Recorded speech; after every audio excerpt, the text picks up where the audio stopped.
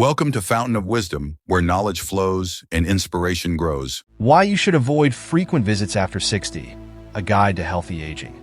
As we age, our priorities, needs, and energy levels evolve.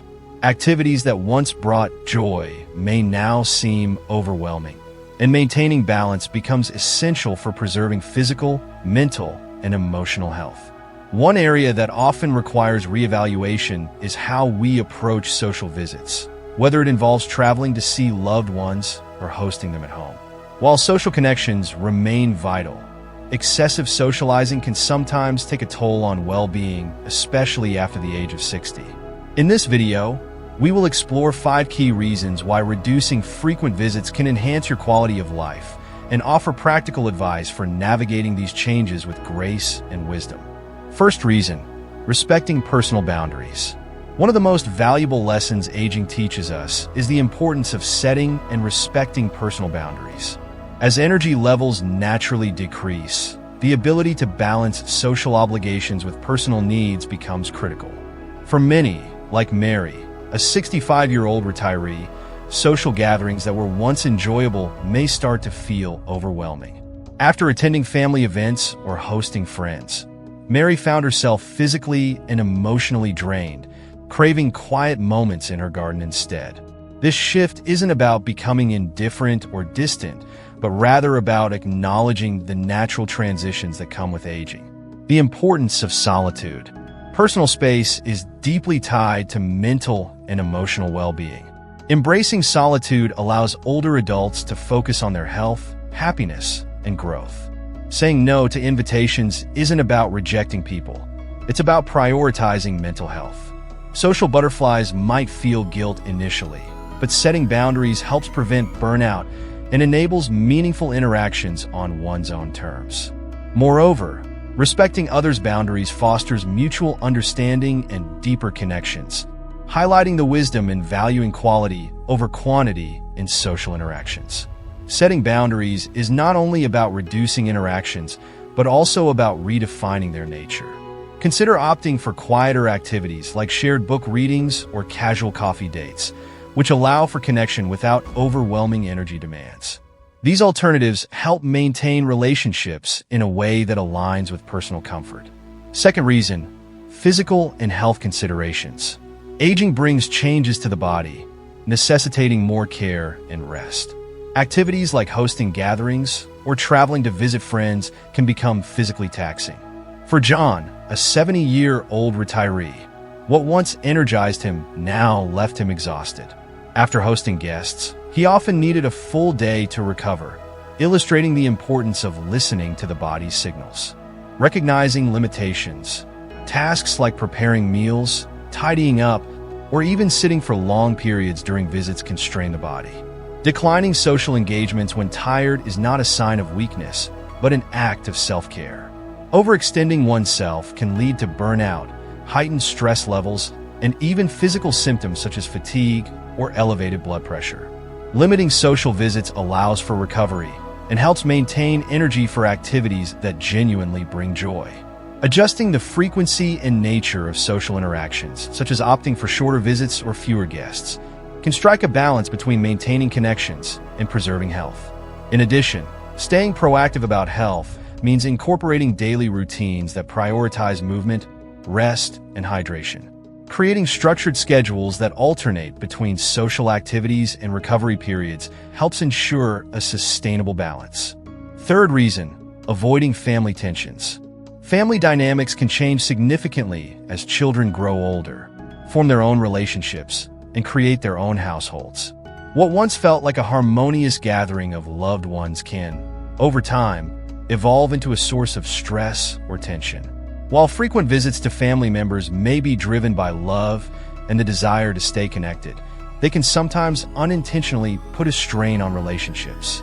This was the case for Susan, a 68-year-old grandmother, who found herself navigating the complexities of family life as her children and grandchildren became busier.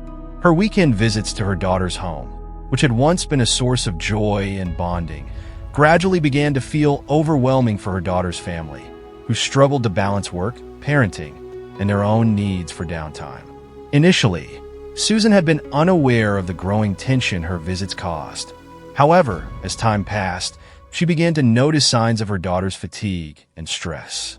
Recognizing that her presence, though well-meaning, might be adding to the pressure of daily life, Susan decided to take a step back and reassess her approach. She had always cherished these visits and didn't want to risk damaging the close relationship she had with her daughter and grandchildren. With a renewed understanding of the importance of personal space and the demands of family life, Susan adjusted her frequency of visits and became more considerate of her daughter's needs for quiet time and family activities. By opening up a conversation and expressing her willingness to respect their boundaries, Susan was able to maintain her close bond with her daughter while also alleviating some of the tension that had begun to build. Balancing involvement and independence. Frequent visits can unintentionally interfere with family routines, creating stress and affecting relationships. While your presence is valued, giving your loved one space can strengthen bonds. Open and honest communication is key. Ask your family how often they're comfortable having visits and respect their feedback. This fosters harmony and ensures that your time together is meaningful rather than burdensome. It's also important to be mindful of in-laws, as their preferences and household dynamics may differ. Furthermore, consider alternative ways of staying connected, such as virtual calls or handwritten notes, which convey love and thoughtfulness without physical presence. These gestures can enhance relationships while reducing logistical pressures on both sides. Fourth reason, navigating economic differences. Economic disparities among friends and family members can become more pronounced with age, leading to discomfort during social visits.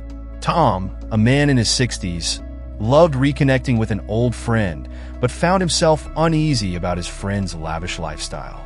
Feeling the need to reciprocate with similar hospitality strained his finances and caused unnecessary stress. Living within your means, social interactions should never feel like a competition or a financial burden. Simplifying gatherings and focusing on meaningful experiences over material displays can ease the pressure of maintaining appearances. Additionally, consider alternatives to traditional gatherings, such as meeting at a park or engaging in low-cost activities. Prioritizing emotional well-being over financial obligations allows you to enjoy connections without added stress. Creating a culture of simplicity within your social circle can also encourage others to focus on relationships rather than material expectations.